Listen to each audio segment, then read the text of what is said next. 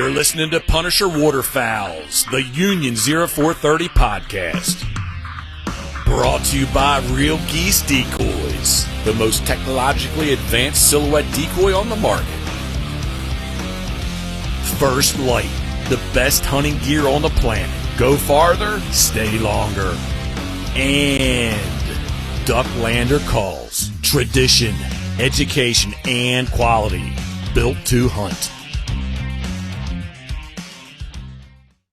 Hey everybody, welcome back to the Union 0430, episode 175. Oh, did I just get an echo there?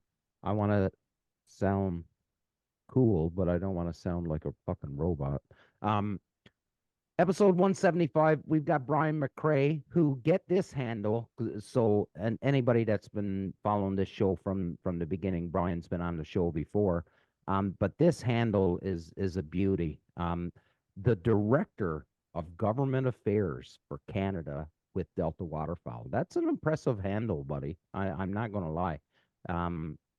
It almost makes you sound like you shouldn't be wearing a ball hat and a hoodie, and you should be wearing a suit and tie. But you know what? The suit and tie is right back there. But you know, Delta is the duck hunters organization, right? So that's right. So why would you be, you know, coming on a show dressed in a suit and tie when you're talking to a bunch of duck hunters?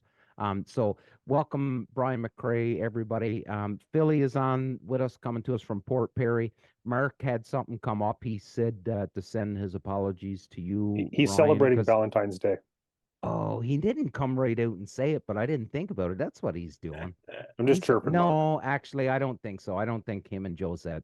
They don't. I'm just chirping. Josette's not the type of girl that expects flowers and stuff like that. So, but anyways, he did want to send his regrets and apologize that he wasn't going to be able to make it on. Brian, he was looking forward to talking to you about a few things, especially with him being down in Nova Scotia. And I know you got some stuff happening down there, so we'll get into that. But everybody, before we kick off the show, I really, really do appreciate all the support that you've been giving us and the show by liking and subscribing and paying attention to our social media. So please keep it up.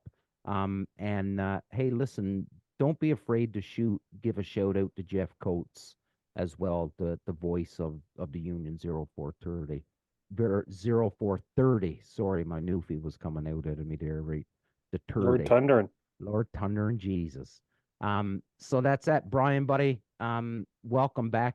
It's been a long time since you've been on, and it's been a lot of, hey, Brian, are you available next week?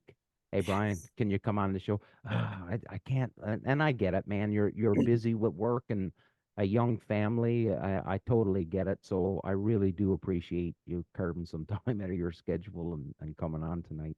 Yeah, it was funny you mentioned that. I was thinking today, I think it's probably been a year and a half or maybe longer, maybe 2 years since I've been on. It's been a while. And we've been trying to schedule this for a while, so my apologies. No need to apologize. It's all good. But you know what? It's good to know too, though. If anybody thinks that these organizations, you know, like DU, Delta, OFAH, all these conservation, you know, organizations that are out there, if you think they're not doing anything, come check their daily schedule, and you quickly find out that they are doing something. And then you got Bryce that's playing AAA hockey, so you know that's yeah, he keeps us busy too. I couldn't imagine being a hockey dad right now. You know what, we were always that family who said no, our kids aren't playing hockey, and we got to the age of 7. We were good. We thought we were in the clear. You had a good run, Brian. Yeah, we had a good run. One day he comes home, he's like, Mom, Dad, I'd like to try hockey. And we just kind of did the damn it. There goes the bank account. There it goes. Yeah. It's good though. It's good. It's he's busy playing with the U13 Oshawa Generals team, and we got regular season's winding down and we're gearing up for playoffs for a good playoff run. So it's fun to watch. They're having a great year too, right? Yeah, they're having a real good year. It's been fun to watch, and we've got the playoff pool. They changed them up a little bit this year, but there's 6 teams in our loop, and their top 2 are moving on to the OMHA Red Hat Championships. And if our boys play the way they can, then we should be booking a date to Kingston at the end of March. So hopefully, fingers Awesome. crossed. Yeah. Awesome. Well, you'll have to let me know. You'll have to let me know for sure. But hey, let's get into this, and I know you've got a hockey sock full of stuff. Keeping with the hockey theme. I know you got a lot of stuff that's on the go, um, Canada wide with regards to Delta, but just because I'm in Ontario, me and Phil are in Ontario, and people are actually wondering right now because the word is out, right? Like this crane hunt is going to happen, and I know Delta was involved in this heavily with CWS and the whole bit. So you know, let's dispel any kind of rumors or whatever that's out there. Where are we at right now with this crane? Like, are we talking fall of 2024? No, it's not gonna happen that quick, unfortunately. So the question period. So let me back up. So Yep. for probably 15 years or more, Delta Waterfowl has been advocating for crane hunt in Ontario. I know OFH was advocating for as long. A lot of science has gone into it. We're talking about the eastern population of the sandhill crane here. Mm-hmm. And we started to kind of get rumors of potential proposal coming down the pipe. So obviously, I sit on Delta Waterfowl has actually 2 seats on the Ontario Waterfowl Advisory Committee, so OWAC. I sit Okay. on one of those, and kind of some of the proposals kind of funnel through that committee to get feedback from stakeholders, etc. Before it kind of hits the proposal stage, I guess we'll say. Yep. So we started to kind of hear rumors of this proposal, which was obviously welcome news. So they had a 30-day window where the notice of consideration is what they call it, is what basically any regulation changes that CWS want to make go in for public consultation. So actually it just closed. I'm just looking at the date here. Today's Valentine's. I shouldn't have to look at the date for Valentine's Day. It just closed 2 days ago. So it closed on February 12th. So at this point now, CWS is going to collect all of the responses and opinions that have been put forward, not only for the Ontario and Quebec, I should say. There's 2 different crane hunts being proposed. Okay. Obviously with so the Ontario one is they had to do them in 2 different notice of considerations because they're different provinces. So Right. for the folks in Ontario, they would have just seen the Ontario one, but the Ontario crane hunt, the Quebec crane hunt in select WMUs, if fingers crossed everything goes well, they have a projected start date of 2026. Oh So wow. we've got a few years to go. To be totally honest, I'm not really sure why the delay in that, especially with some of the other regulation proposal changes that were in that package are slated for this fall. Mm-hmm. Which is the 107 days out in the Maritimes, which we can talk on, which is obviously good. All day dark goose season in Saskatchewan, which is good. So That is good news. All day dark. it is, yeah. So obviously there's a lot of excitement with the sandhill crane hunt. Obviously we would have liked to have seen it expanded into some additional areas. But we have to remember that this is a brand new season. You think kind of liken it to the turkey season where it started slow, right? So, we knew that if CWS was going to go down this path, they would be starting in areas where the ecological damages were the most. Right. We saw sense. yeah, absolutely. We saw some images in some of the northern WMUs in the spring of crop fields that they're just decimated. Really? Yeah, some ag fields like that I would have never thought of, potato fields where the crane's getting in and plucking the shoots, and obviously the plants die. So obviously we're excited about it. We submitted our approval, our support for the whole suite of regulation changes, and I know others did as well. And we put a real push on for our members to support it. And we reached out to other organizations like OFA, Ontario Yep. Federation of Agriculture, to, get their support in.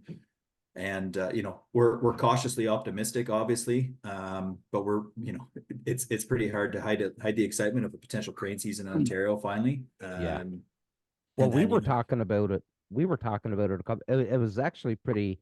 It actually happened pretty cool, I think. Phil? Like we were talking about it on the episode a couple weeks ago when it was just you, myself, and Mark, and we were talking about this. We had just got the email saying, "Hey, this is something that's possible. Some regulation changes are coming." We didn't have all the things. But that was one of the things that we had brought up, and you alluded to it when you said, starting off slow like the turkey. I don't think anybody can dispute the success of the turkey hunt or the turkey population in Ontario. Like that was managed properly. It was managed very, very well. Our turkey population, I think. And even Mario Friendly from Final Approach talked about it when he was on the show about a month ago. Like Ontario's got some of the best turkey hunting in North America, hands down. And you cannot dispute that. And that is a testament to how they ran the program. And nothing's perfect, and now with this crane, you know what? If it takes it till 2026 before they get it right and they're happy and they're sure that this is the best way, then another 2 years really isn't gonna. Well, in fair, like we've gone this long without it. It's the populations are stable and growing. I shouldn't say stable. They're growing exponentially every year. Both Ontario's population and Quebec's population. So which part of Quebec, Brian? Is it Western? It's kind of the same. It kind of, if you look at Ontario map and just mirror it into Quebec, it's kind of I think it's zone C and zone D, if I'm not mistaken. I don't quote me on that, but it's agricultural fields or areas in kind of that central Quebec area is where they're starting to focus. So obviously we're excited about it. This has been a long time coming. Delta, other organizations put a lot of time, a lot of money, effort into science behind it. There's my little Gemma peeking around the corner here. There she is. So fingers crossed. We have I'm trying to think. Our next OWAC meeting is end of March. I don't know if we'll have much update by then, but do they know? We're excited. Yeah, no, I bet, buddy, and it has to be. It has to be a pretty good feather to put in your hat to know that you've put so much time in as an organization. So Delta has put so much time in to try and advocate for this, and now to finally see that it's happening, right? Like that, it's got to be a good feeling to know that it's come around full circle. And I know there's still lots of work that's left to be done, but this is a very, very positive start. Yeah, and that's just to jump in real quick there. That's the one thing with policy, and my life revolves around policy as it relates to kind of duck hunting, and we produce ducks and work to secure the future of duck hunting as an organization. And a lot of times, it feels like you're pounding your head against the wall, or you're not. You don't feel like you're making the progress you want to be making, or sometimes it takes years for something to come to fruition.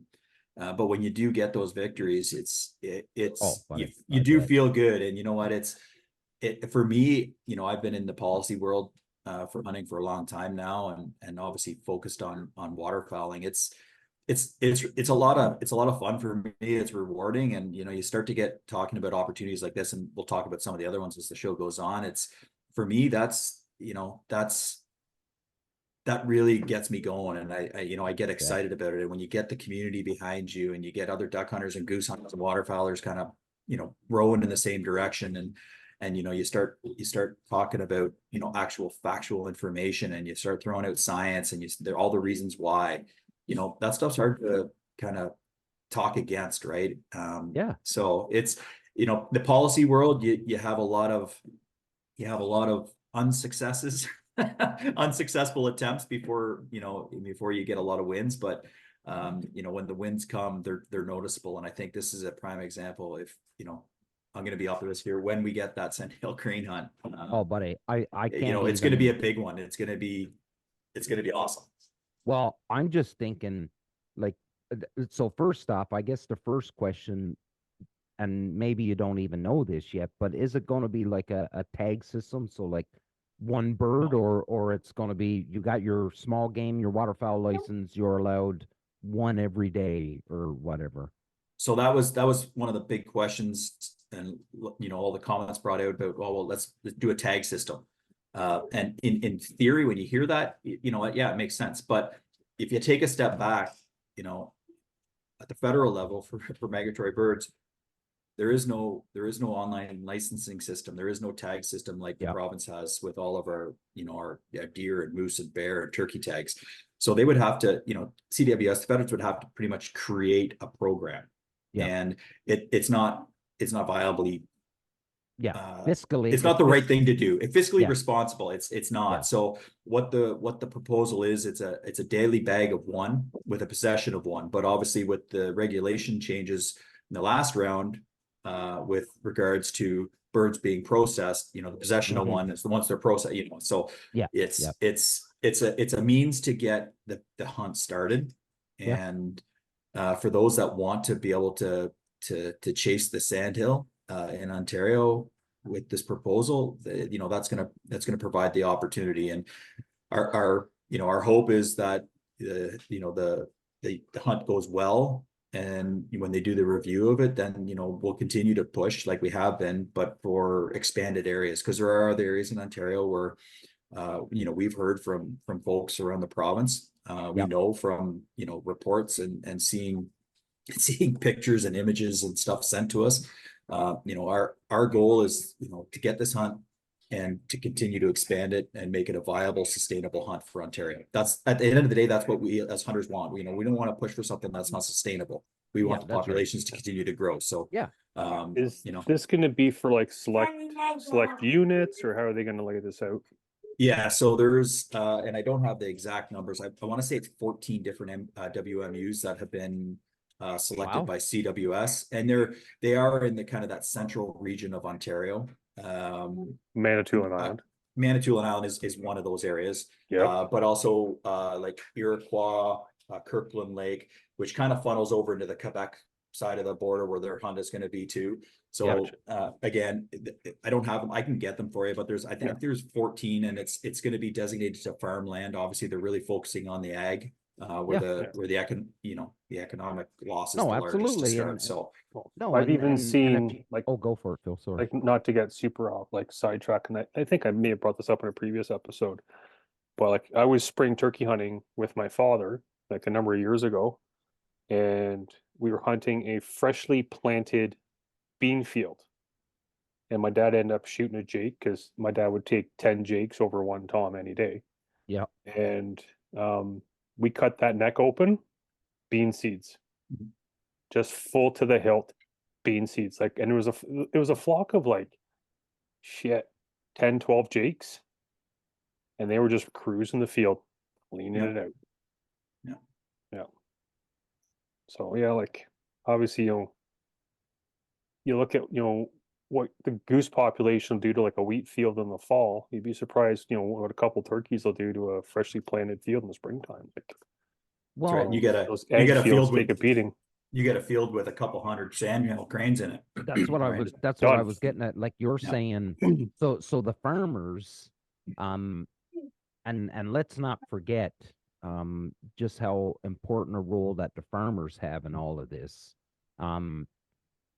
Because I think we'd be pretty foolish to say that with that population continually growing, that sandhill population I'm talking about, with that continually growing and affecting the farmers' yield, that's a big motivator for CWS to get involved. I would think, right? And then of course Delta gets involved in that, and then the other conservation authorities and all this stuff. So it's all a big beautiful team once it all comes together and everybody's playing in the same sandbox. But you know, when it comes to this side of things now, so like I always look at things like this. So now if you're bringing in this sandhill crane hunt, and for our listeners that are from south of the border in the United States, like I don't think you guys quite understand just how huge Ontario is. Like you could take, I'm pretty sure you could take two states of Texas and fit in Ontario.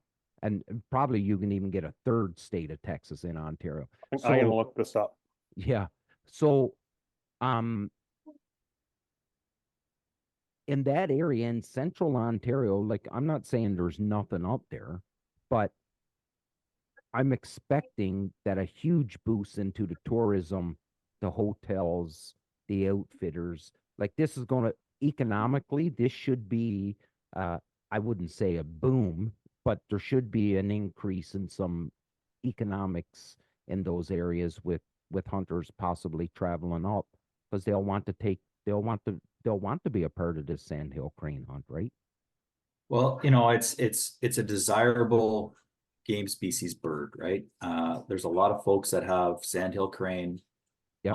on their bucket list, and Mm-hmm. for a lot of years we didn't think that was going to be possible, or you know, it would be a long time coming in Ontario, and here with the proposal, that's, you know, the notice of consideration is the first step.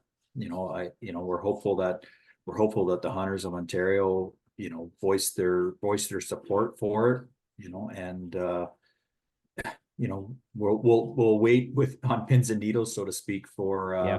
for CWS to kind of review all that information and comments back, and then, you know, obviously put out the final call and final decision. But you know, it's been a lot of work to get here. It's exciting, you know, Mm-hmm. it's great. It's great for waterfowl hunters in Ontario, and it's been a long time coming. And you know, I it's on my list. I haven't gone out, you know, the prairies to chase them.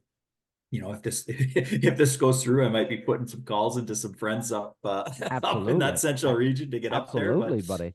But Well, it's it is exciting. something. Yeah, it is something to behold to see these fucking pterodactyls coming in at you from 10 kilometers away, and to hear them. You know, it is pretty special.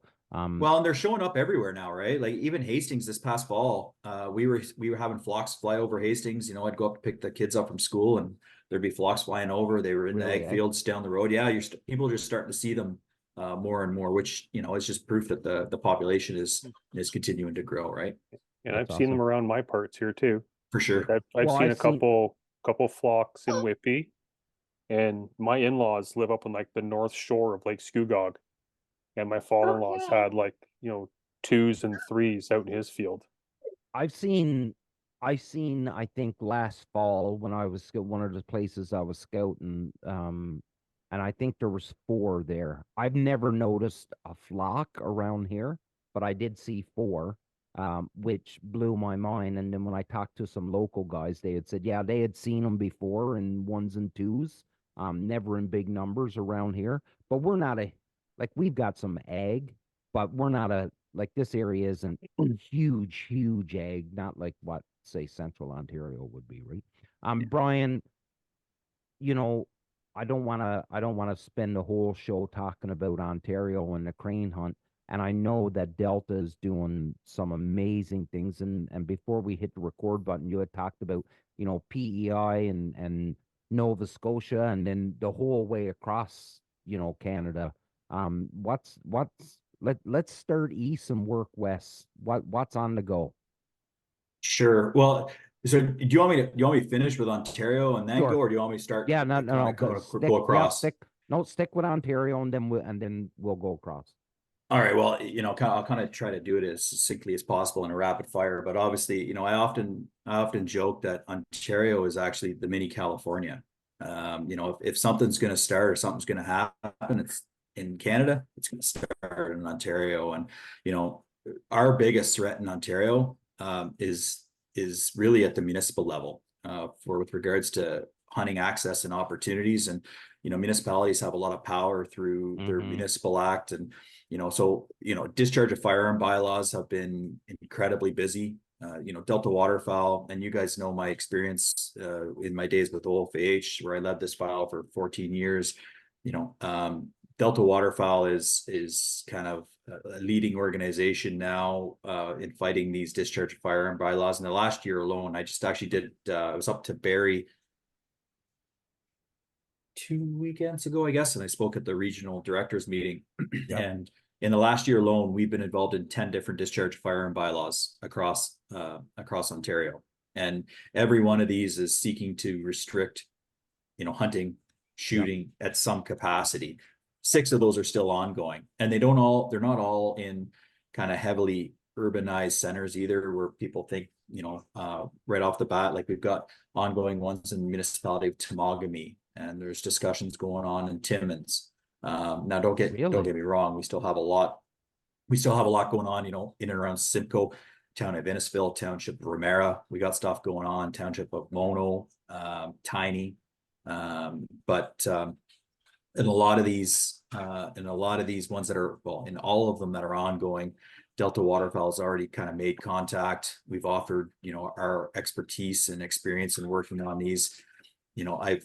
I've mentioned to you, and I know we've talked about this in the past, but probably in the last 12 to 13 years, I've been before over 70 different municipalities working on discharge of firearm bylaws. So, I feel pretty confident in our abilities to kind of steer the ship and offer that, that reputable experience and expertise. Reason, right? Well, absolutely. And, you can't come in just, quote unquote guns a-blazing. You have to respect that there are views on the other side. And, our goal is to, although we want to eliminate as much as possible these restrictions, probably a better word that I like to keep in my mind is minimize. And, what might come out at the end is definitely not what it started as. And that's one of the parts of my job that is different and difficult for some people to see or really understand the impact. And it's hard to talk about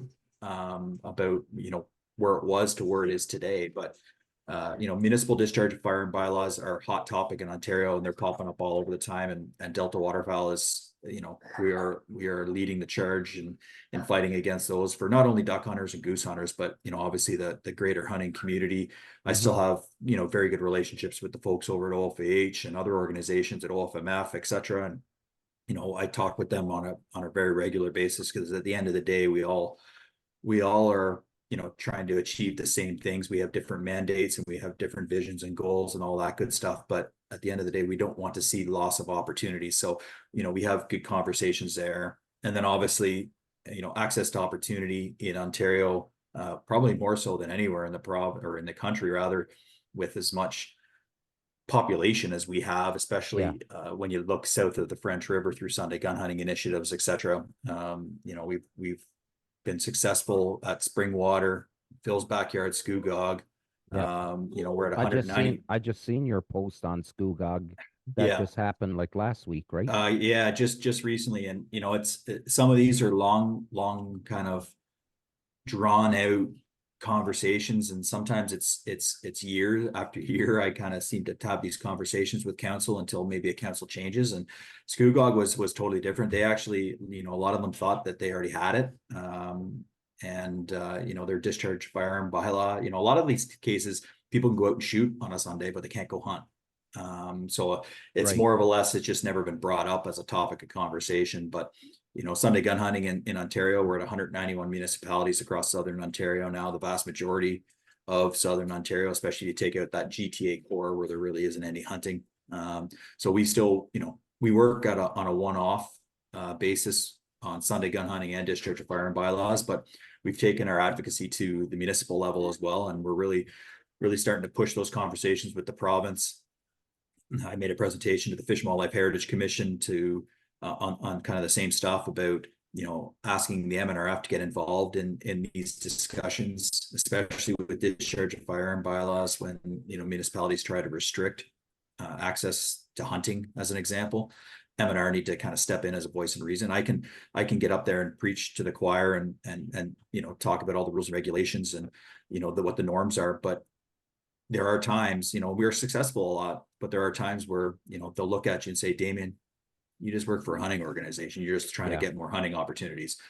And, I've been at meetings where conservation officer's been right beside me, repeats what I say, and they're like, yes, I can understand that. Yeah. So, it's if we can get someone from the province, kind of in our court as well, that'll go a long, long way. So there's a ton of stuff going on in Ontario. How I would think, Brian, and you can correct me if I'm wrong here, but I would think, and I'm not going to give it a percentage or try and guesstimate it, but I would think that when you walk into these kind of talks, these town hall meetings, there is a fair amount of re-education, if I could use that word, right, on your behalf. So, and I could totally get it that, a council member or a concerned citizen could say, well, listen, you work for a hunting organization. Obviously, you're going to be pro hunting.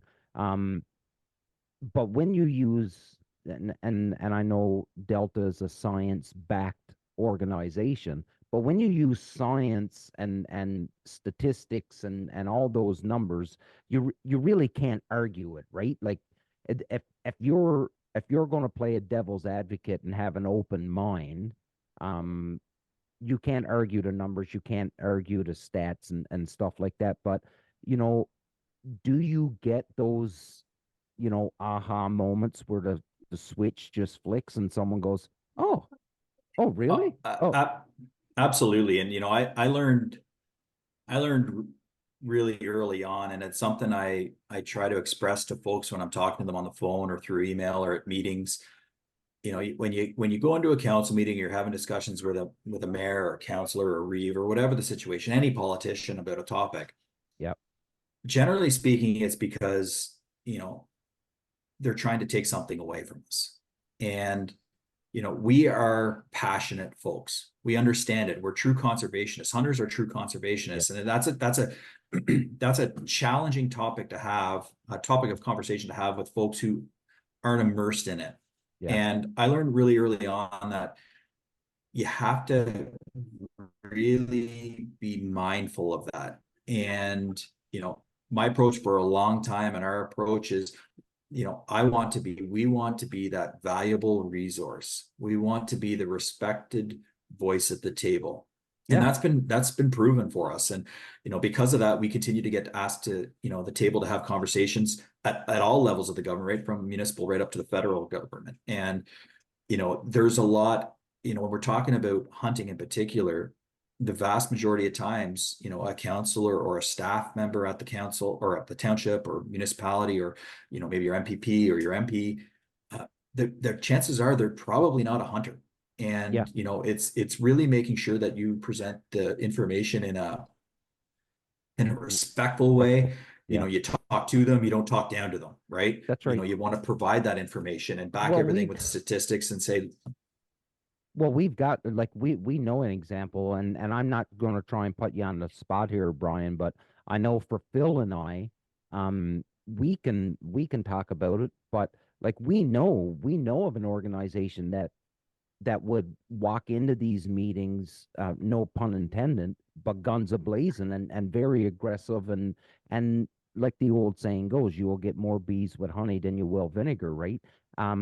And which is so true, because we know of an organization that is very, I don't want to say the word rude or anything like that, but I don't think they take aggressive. the time to, very aggressive, and it doesn't work out for them, because then they're not invited back to talk, because you know what I mean? So you've got to be respectful.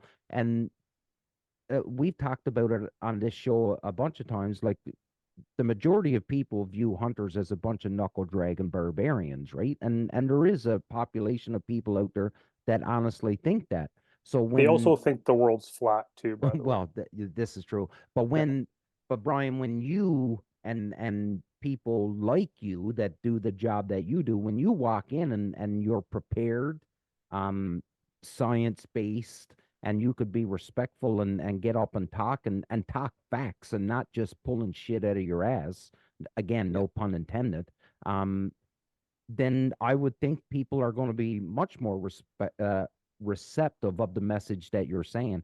Of course, there's always going to be people that just they're not going to buy what you're selling. Absolutely not, and that's just life, and you can't please everybody.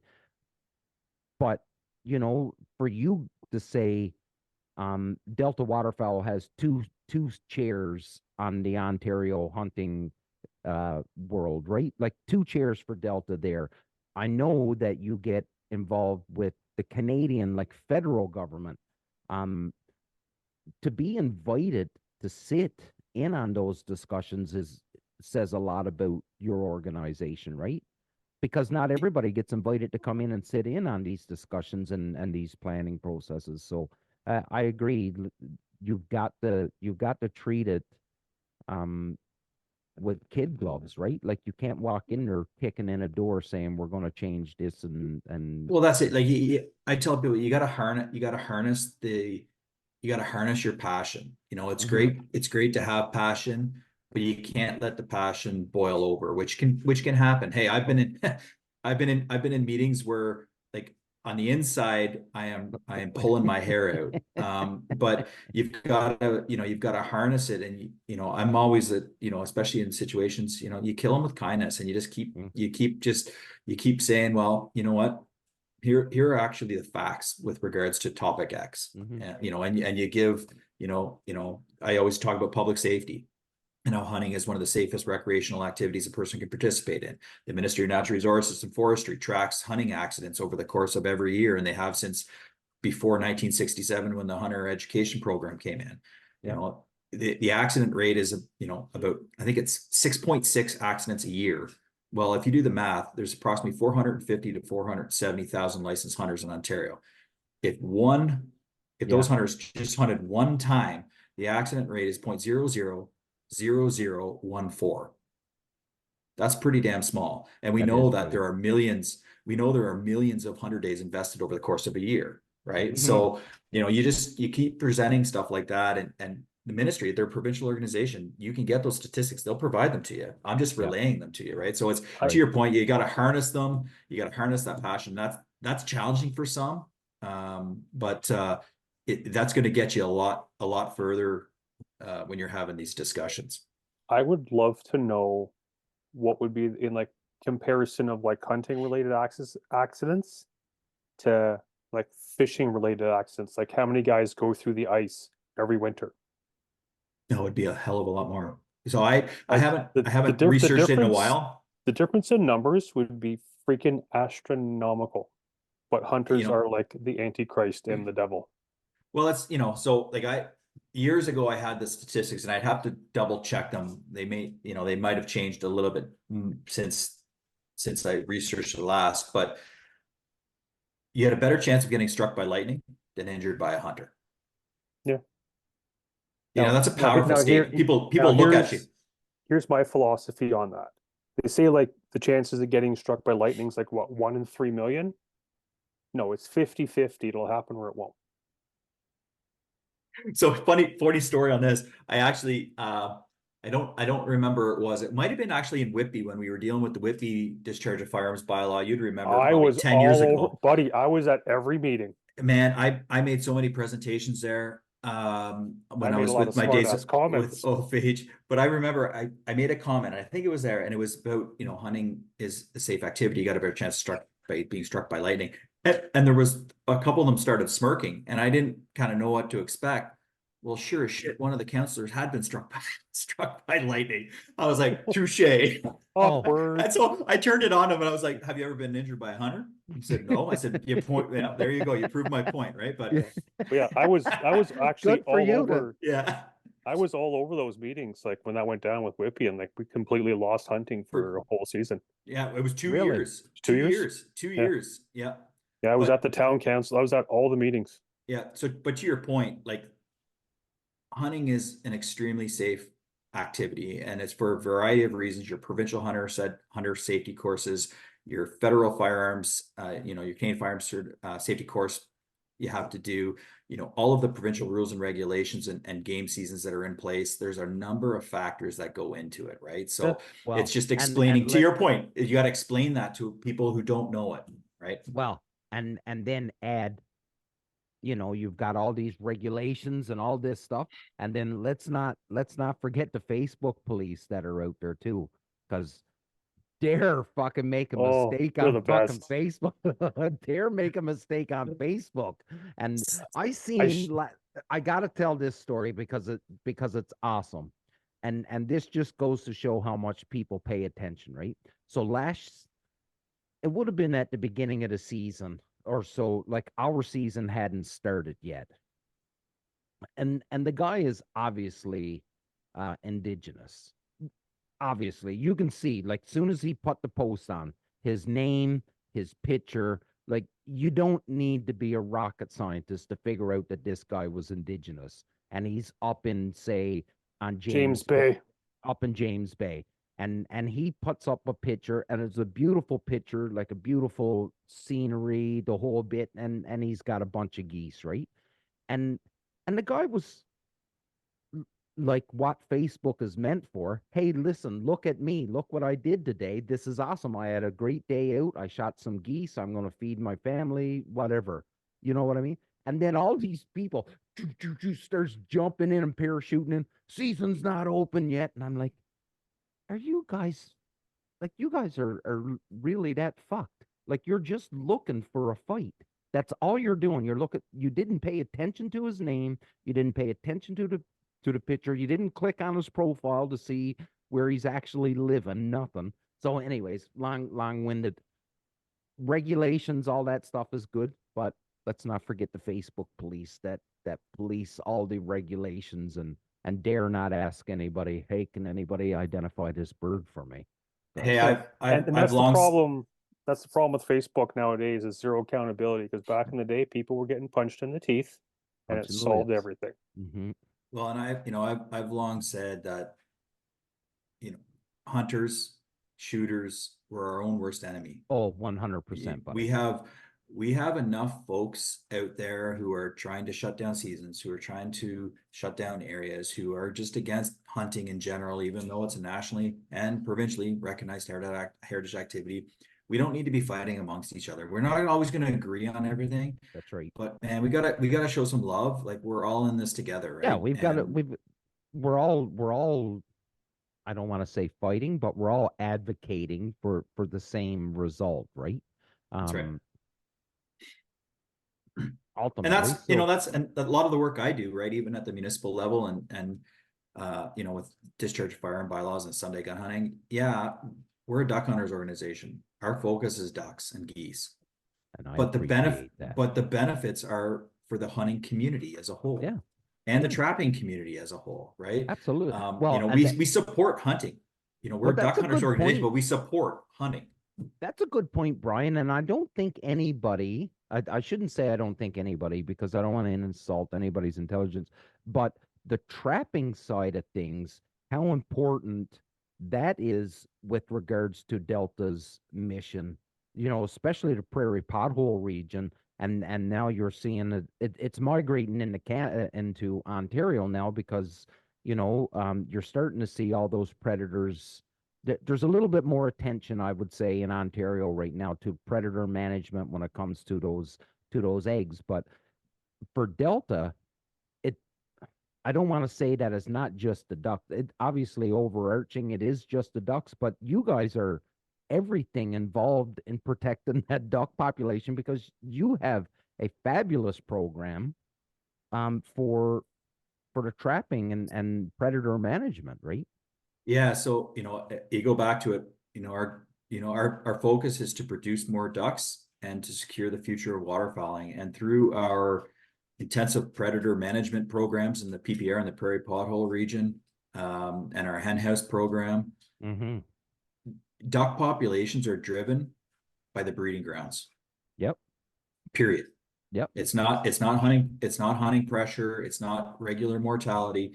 It is the breeding grounds, and it's the vast majority of eggs, duck eggs are getting, eaten by Mm-hmm. predators. And through, years and years of science and research, Delta has proven that. And our intensive management program developed with our hen house program, you hen house, you guys saw it at the sportsman show last year, it was a great starter conversation piece. It boosts duck population by, 70-80%, because predators can't get those eggs for mallards, right? Really, that much? Yeah, it's huge. It's huge. Gets them up off the ground, and predators can't get at them, right? Mallards love those hen houses. Yeah. But to your point is, it's, so the duck populations, and, this is great work because we're kind of going into a different direction here, but they're totally driven by the breeding grounds, and, the predation on duck eggs, especially ground laying birds. It's massive. Wow. Big focus for us. Absolutely. Man, we've been about 45 minutes, and we haven't even talked about anywhere else in Canada right now. So let's devote some time talking about, so let's do it. Let's go east to west, Brian. All right, sounds good. Well, your timing is perfect, actually. And I don't know if you saw it today, but I actually put a post on my social media post on Facebook today about same topic, same conversation, 2 different provinces, Sunday gun hunting I was talking about. We just submitted a letter for town of Minto in Ontario, but we've been working a lot to try to get 7-day hunting in Prince Edward Island, as well as Nova Scotia, and written countless letters to the minister in Prince Edward Island. And we are getting it to the spring legislation that should be coming out. I think it starts in April.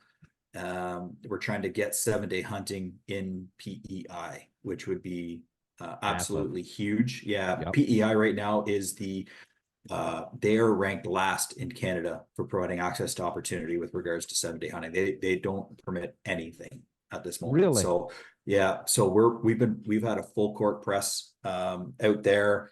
I've met with my colleague Jim Fisher. We went out to the East Coast. We met with the minister of ECCC out there, and and we've been talking with the Natural Resources Department out there on this, and I think we're getting close. There was an article in the Eastern Graphic paper today with our regional director John Clements talking about it, and quotes from the minister that this is that's the focus for this spring, is to try to get that change. So, the goal and hope is we can get it through, and potentially, fingers crossed, maybe we can see 7-day hunting in Prince Edward Island, which would be massive. Like, from what I know of PEI, like, PEI is a tourism driven province. The majority of the money coming into, and listen, Polly McKinnon, Geoff, I know you guys listen. I know you listen to the podcast, so feel free to chime in and send me a note if I'm wrong here. But PEI is such a tourism focused province, and a lot of the money coming into the provinces is driven from the tourism thing.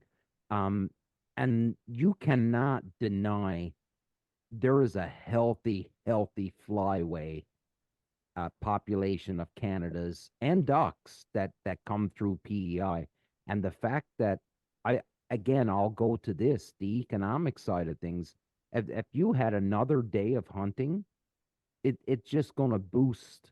And the numbers are here. I'm not saying open up Sunday hunting and just decimate the population. Like, the population can handle Sunday hunting.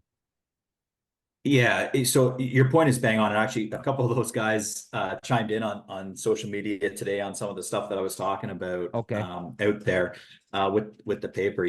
Obviously PEI, you're right. There's a lot of folks that head to the island for some field goose hunts. Absolutely, it's big business.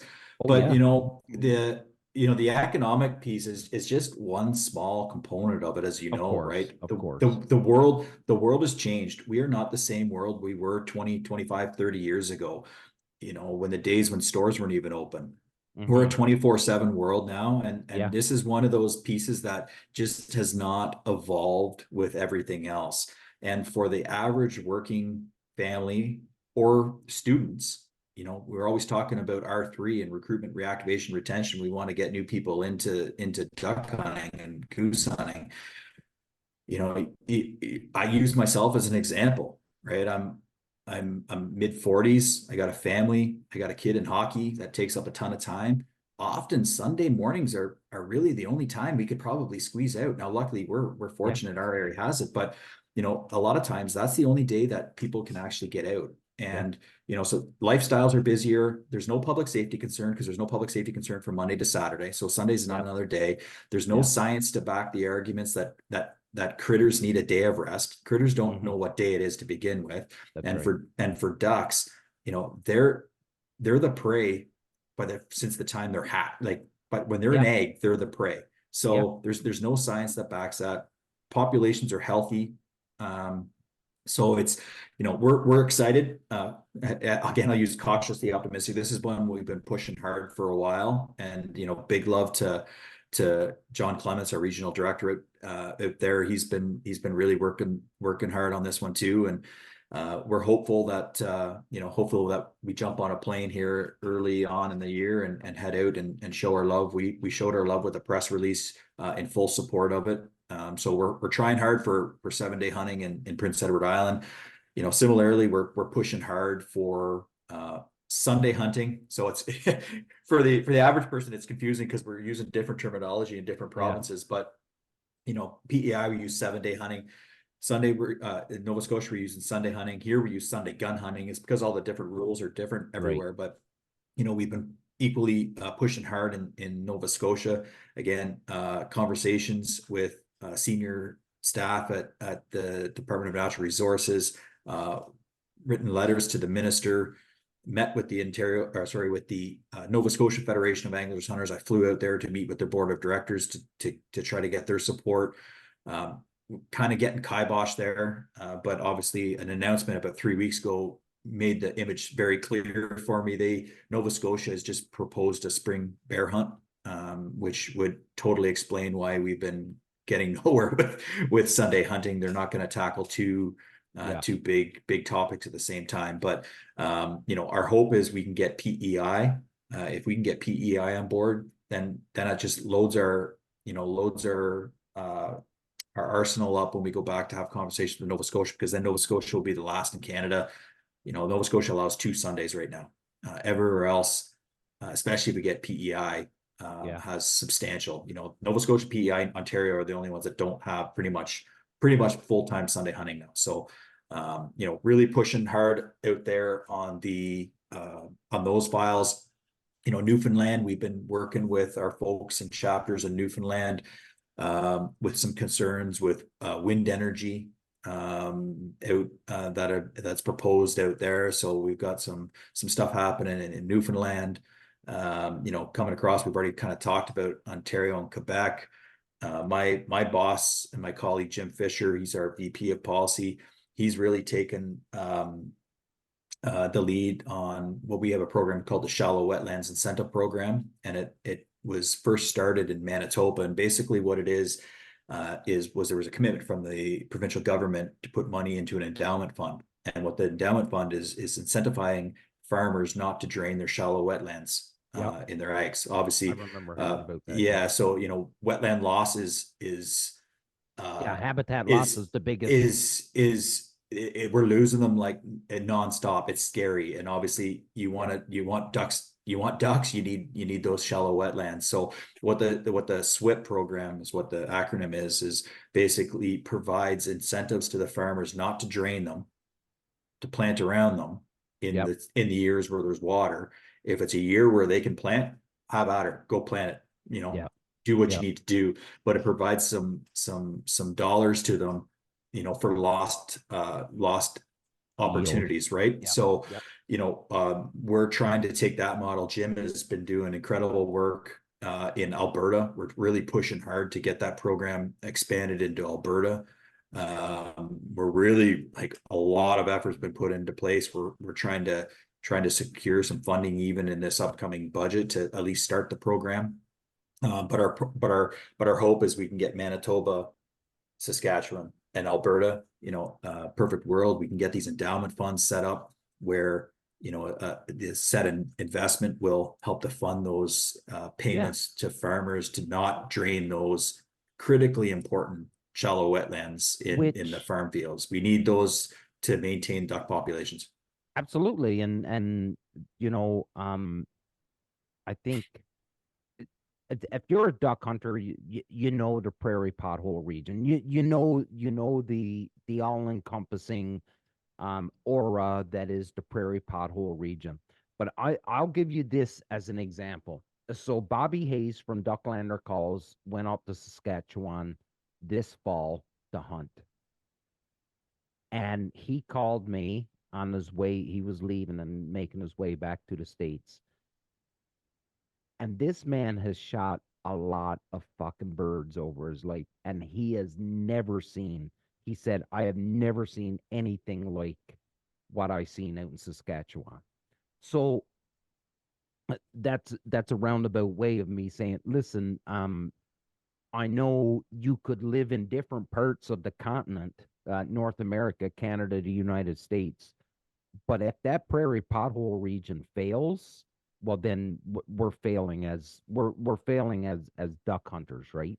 Because everything that hatch that happens from Manitoba, Saskatchewan, Alberta, it is so huge. And I know there's hatches that happen other places, but that is the duck factory. Right? Well, we should, the next time we come on, I should get my counterpart Cyrus Baird from the States to jump on, because the prairie pothole region it extends into the US as well, to include the Dakotas, right? Dakotas, and I know you guys have a lot of listeners in south of the border. Millions. We talk about a lot of the stuff. Millions.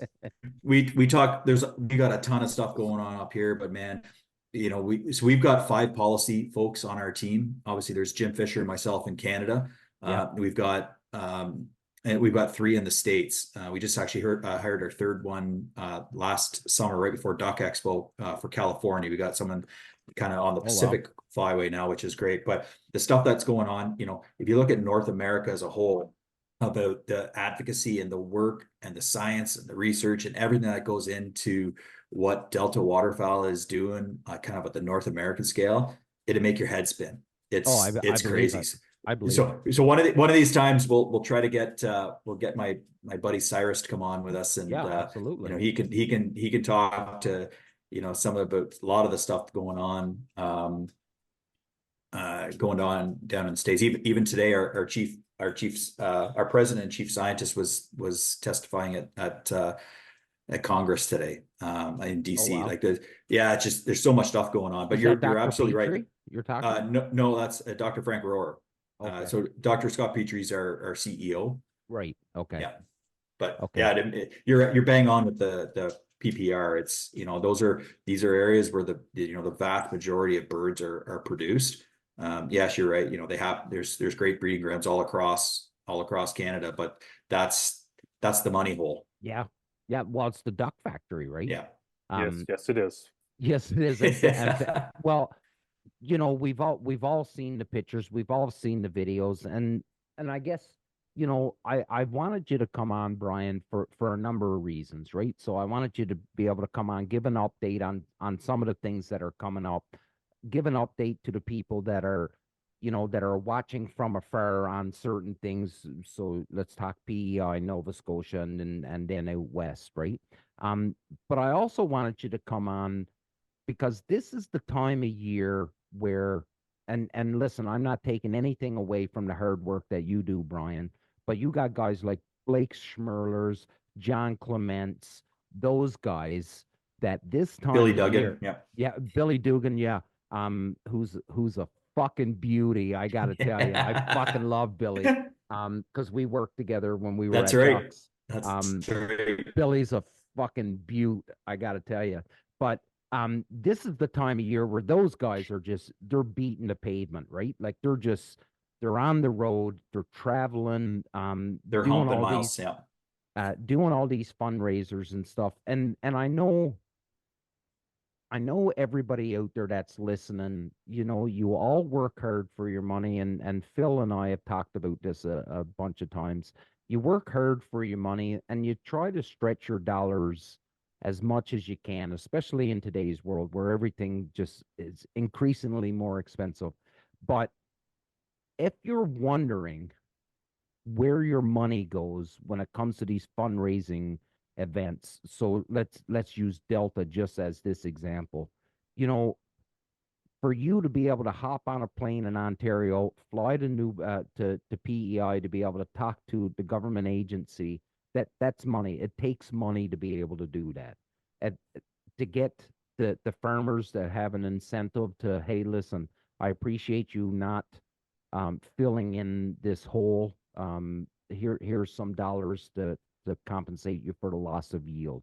That's all. That's where your money is going, and that is something that people need to real. I know everybody wants money to stay in their area, and I get it. I really really do. But big picture, that money needs to go into a bucket, and it needs to be sent where it needs to be sent the most, if that makes sense.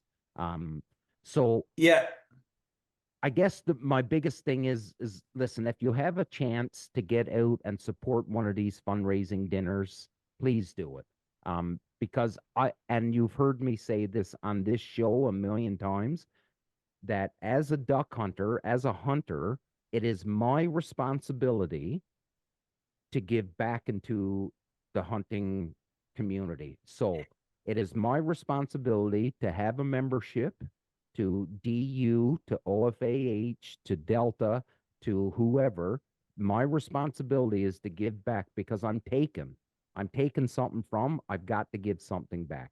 And that is something I truly, truly believe. And I know Phil does as well. Well, you hit it bang on. You know, obviously those three lads, they're all buttes. I have Yeah. regular conversations with all of them, and they, you know, they're just part of the team. You know, we've got a massive team at Delta, but they're, you know, I've been actually, I chatted with all three of them yesterday, and they're all hitting the pavements, and they've all got chapter meetings, and they've got chapter dinners happening, and they're all hitting it out of the park. And you're right. You know, everything takes money. One of the big things with Delta chapters, and, you know, especially in Canada, and especially in Ontario, because of the population, you know, we are, I hate to say open for business because that's a kind of a lame term, but we have a really serious, keen interest in growing our brand. We know there's a lot of duck hunters, and we want to see that increase. And, you know, we actually have an information night coming up here just locally. You know, we're hoping to get another chapter going right around my area, kind of the south end of Rice Lake. Lots of interest. You know, we want to see that start to happen more places than, you know, all across Canada. But, you know, where I'm going with this is, you know, one of the nice things with our Delta chapters too, when they do fundraising, you know, percentage of that money stays in their community for the you committee know, to decide what. Absolutely. Yep. And they're putting hen houses out, they're putting duck boxes out, they're doing veteran hunts, you know, Thousand Islands. Yep. You know, they do a big one every year. We're doing women's events, we're doing youth hunts all across. You know, we're partnering with other organizations to get more folks out waterfowl hunting, get people out duck hunting, right? Let them experience. And once they experience it, I don't have to tell you guys and most people listening, it's an addiction. I often have a hard time explaining what it actually is that draws me to it. And well, I wish you were on I wish you were here before, like when it was just Phil and I. It's the 14th of February, and Philly is telling me about these areas. Well, actually, you know, because he's already been contacting you. Philly is already, here's the 14th of fucking February.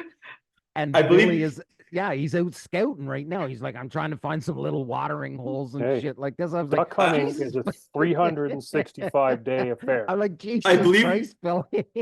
I believe my exact message to him was, Oh, I got some beauty spots for that.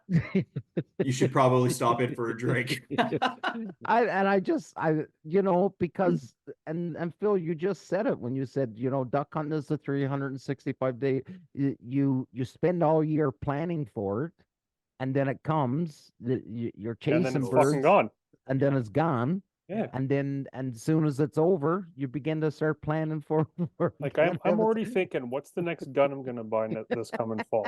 What It new was like it was hilarious, Brian. Like, what No, honestly. decoys am I I gonna know you both. sell? I know you And both. I can only imagine where the conversation went, but what new decoys am I getting this fall? Like, oh yeah. Yeah. I will say you did touch on something, and I've said it before in my days with OFAH.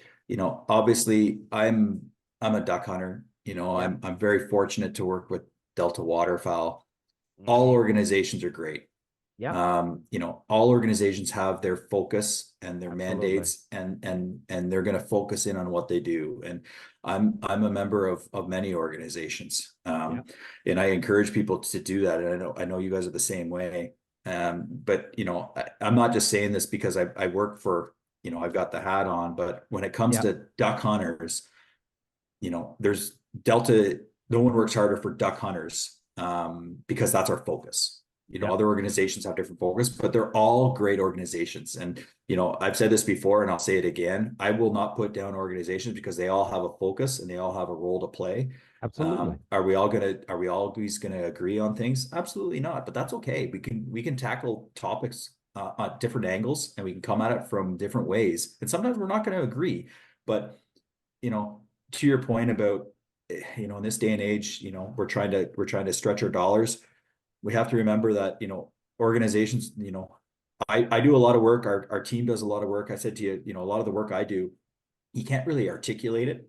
So, Yeah. about, what I'm doing, every waking minute, because it's, you'd rather watch paint dry, but, we're all doing it for the, for us, and it's to secure our future, and to have a legacy, and to make sure that our kids and our grandkids and their kids and their grandkids are able to go out and shoot their first mallard, or shoot their first spoonie or green wing, or whatever the case may be, right? Sandhill cranes, because it's going to be plentiful in Ontario by that point. But I always say, support whoever you can, within your means.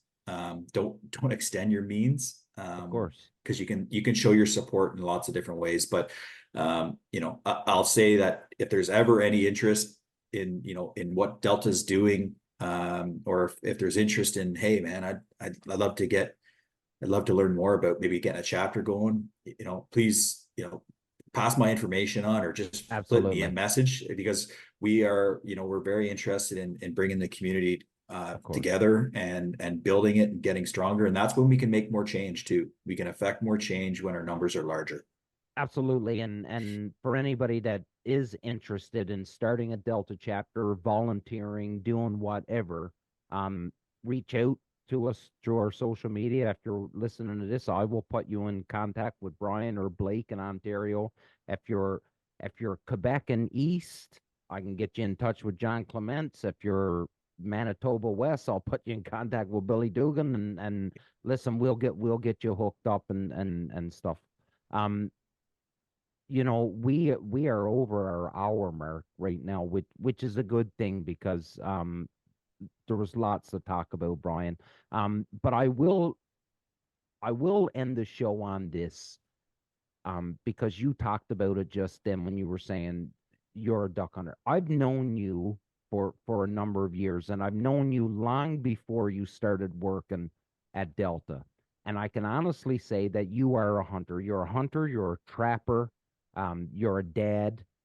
So if you think Brian is, or sometimes people are out of touch with the common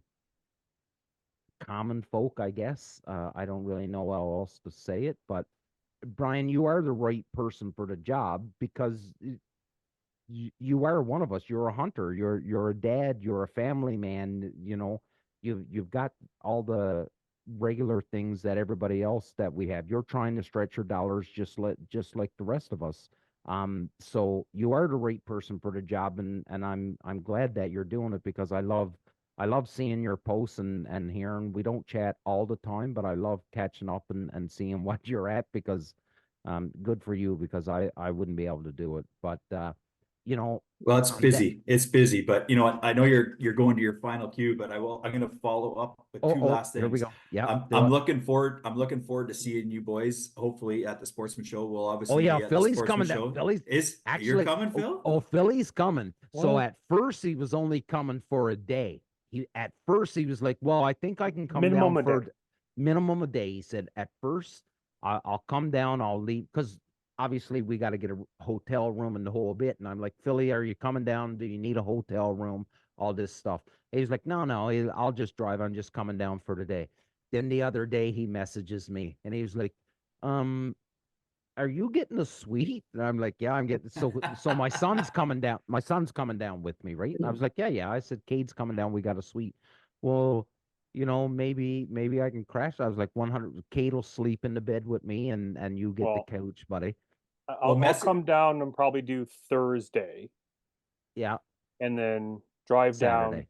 do Saturday, And he's little gonna little spend the little night social Saturday time night. Saturday night, and then go home He's Sunday morning. he saw our pictures from last year at the restaurant. That's he's Oh all yeah, interested yeah, in. yeah. So Yeah, message me where you're staying. I'm gonna get down to I help. will. Obviously, as you know, we're gonna be back in the refuge this year. Delta Yep, Waterfowl will be absolutely. there.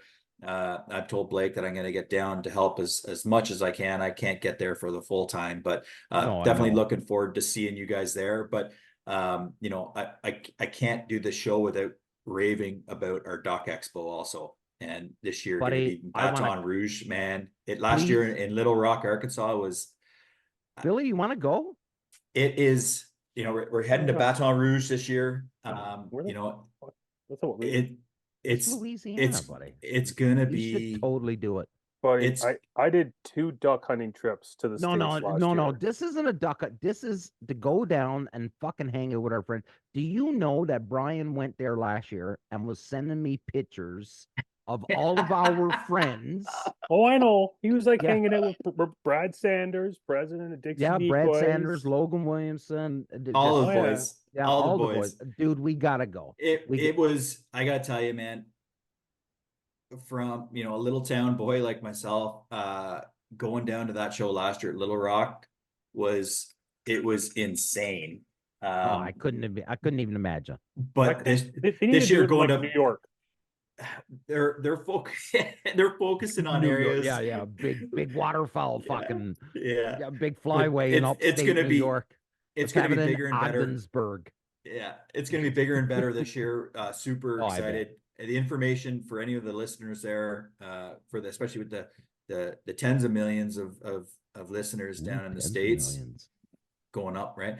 Mhm. Information's on our website. It's gonna be bigger and better than it was. It's I can't even throw the right adjective into my conversation to explain how incredible the show was. Everybody in the duck hunting world was there. It was Yeah, it was insane. yeah. I gotta go, man. I It's really do. it's intense. It's intense, but I'm not looking I, forward to fucking June in Louisiana, but you know what? I landed in when we went to Little Rock last year, got to the airport, landed. We were all kind of meeting up to go out.